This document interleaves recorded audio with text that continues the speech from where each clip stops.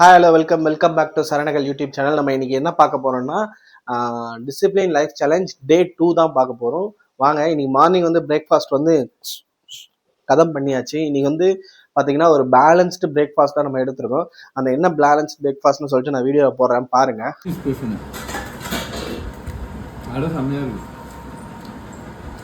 அதுக்கப்புறம் பார்த்தீங்கன்னா நம்மளுக்கு வந்து லஞ்ச் ப்ரிப்பேர் ஆகிட்டு இருக்கு, நைட்டுக்கு டின்னரும் ப்ரிப்பேர் ஆகிருக்கு.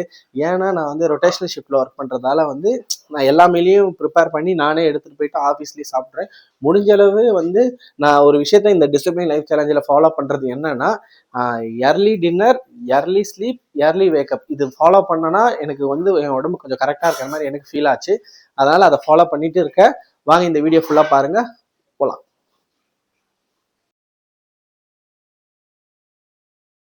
ஹலோ கைஸ், இன்னைக்கு நம்மளோட லஞ்சை வந்து நம்ம தான் பேக் பண்ண போகிறோம். அம்மா ப்ரிப்பேர் பண்ணி வச்சுட்டாங்க. ஸோ நம்ம பேக் பண்ணலாம் வாங்க. ஃபஸ்ட்டு பார்த்தீங்கன்னா வந்து ஒயிட் ரைஸ் வந்து நான் வந்து போதுமான அளவு குவான்டிட்டி தான் எடுப்பேன், ரொம்ப எடுத்துக்க மாட்டேன். ஏன்னா இது வந்து என்னென்னா டக்குன்னு நம்ம பாடியில் வந்து எனர்ஜியை வந்து பயங்கரமாக ஸ்பைக் பண்ணி விடும். ஸோ அதனால் அளவாக தான் எடுத்துப்பேன். அம்மா கட்டினாங்கன்னா கொஞ்சம் சேர்த்து கட்டுவாங்க, நானும் லைட்டாக. ஓகே,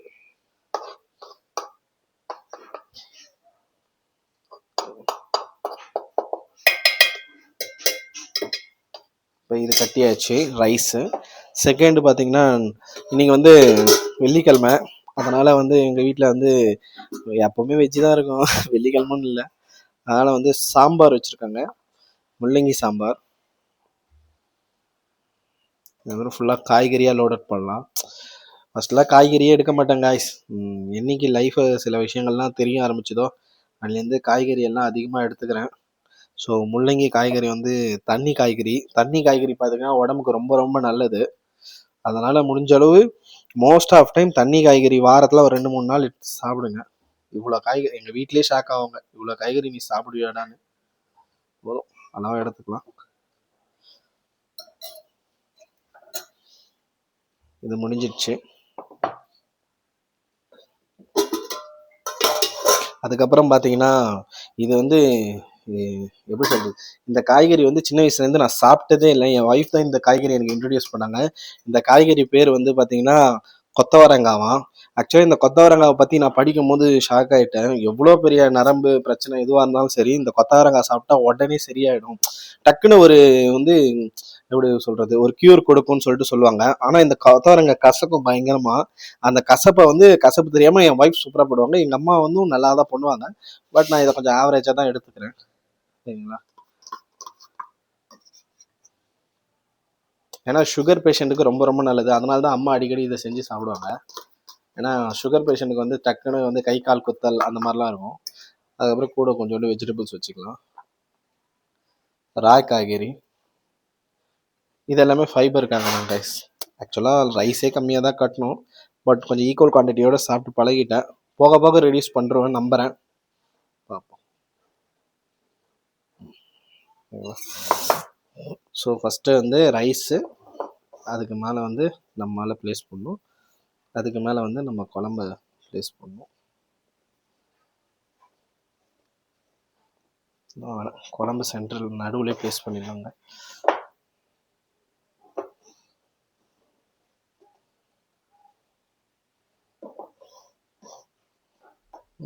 இப்போ லாக் ஆகிடுச்சு. இப்போ ஓவரால் லஞ்சை வந்து க்ளோஸ் பண்ணிக்கலாம். அதுக்கப்புறம் பார்த்திங்கன்னா இப்போ லஞ்ச் வந்து நம்மளது ஃபுல்லாகவே ப்ரிப்பேர் ஆகிடுச்சு. லஞ்சோட மீலை வந்து தனியாக எடுத்து வச்சிடலாம். அம்மா வந்து பார்த்திங்கன்னா நம்மளுக்கு வந்து இப்போ இது ப்ரிப்பேர் பண்ணிகிட்ருக்காங்க, டின்னர் எப்போவுமே லைட் வெயிட் ஃபுட்டாக தான் சாப்பிடுவேன், ஓகேங்களா. அதுக்கு முன்னாடி பார்த்திங்கன்னா இதுதான் அந்த கொத்தவரங்காய் தண்ணி. அந்த தண்ணியை குடித்தாலே வந்து heavy benefits. Most of time நான் இதை தண்ணி குடித்து நிறைய வாந்தி தான் எடுத்துருக்கேன். ஏன்னா சின்ன வயசுலேருந்து நான் ரொம்ப காய்கறியெல்லாம் எடுத்ததில்லை. இப்போ தான் கொஞ்ச நாளாக நிறைய காய்கறிகள்லாம் எடுத்துகிட்ருக்கேன். ஏன்னு கேட்டிங்கன்னா வெஜிடேரியன் பண்ண கல்யாணம் பண்ணதால ஃபுல்லாக காய்கறி தான் நிறைய சாப்பிட வேண்டியதாக இருக்குது. பட் இருந்தாலும் நல்லா தான் இருக்குது காய்கறி சாப்பிட்றதுக்கு. லைட்டாக குடிச்சு பார்க்குறேன், எனக்கு கொமட்டும்னு நினைக்கிறேன். என் தம்பி ஃபுல்லாக குடிச்சிட்டான், லைட்டாக இருக்குது, எப்படி இருக்குன்னு டேஸ்ட் பார்க்குறேங்க.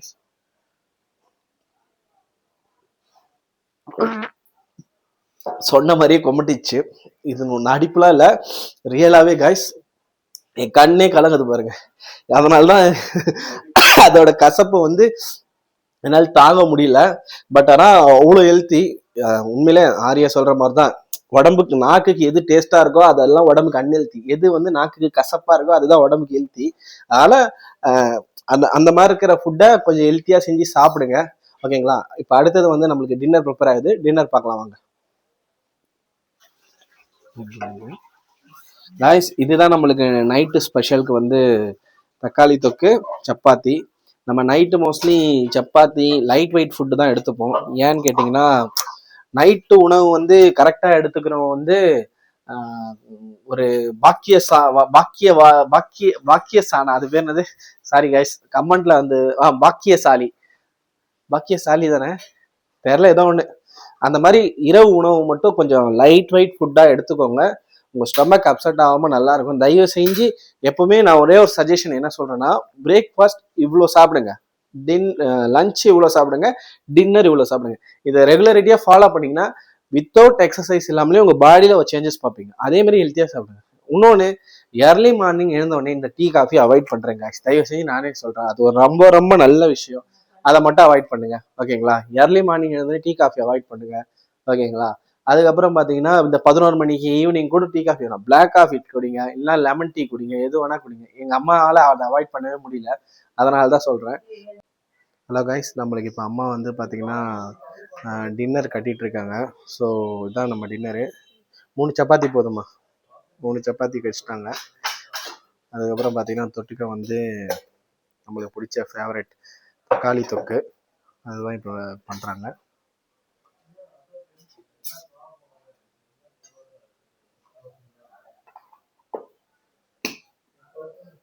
ஓகே கைஸ், இப்போ வந்து ஃபுல்லாகவே கட்டியாச்சு. லஞ்சும் டின்னரும் கட்டியாச்சு. நம்ம இதுக்கப்புறம் எடுத்துன்னு போயிட்டு ஆஃபீஸில் உட்காந்து சாப்பிட்றது தான்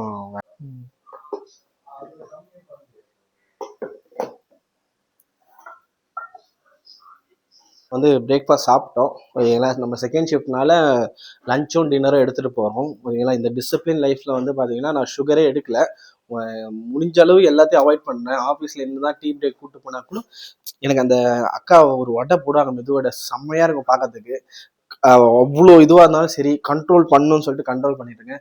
நான் ஏன் இந்த கண்ட்ரோல் பண்ணுறேன்னா, எனக்கு விவேகானந்தரோட கோட் ஒன்று ரொம்ப பிடிக்கும்.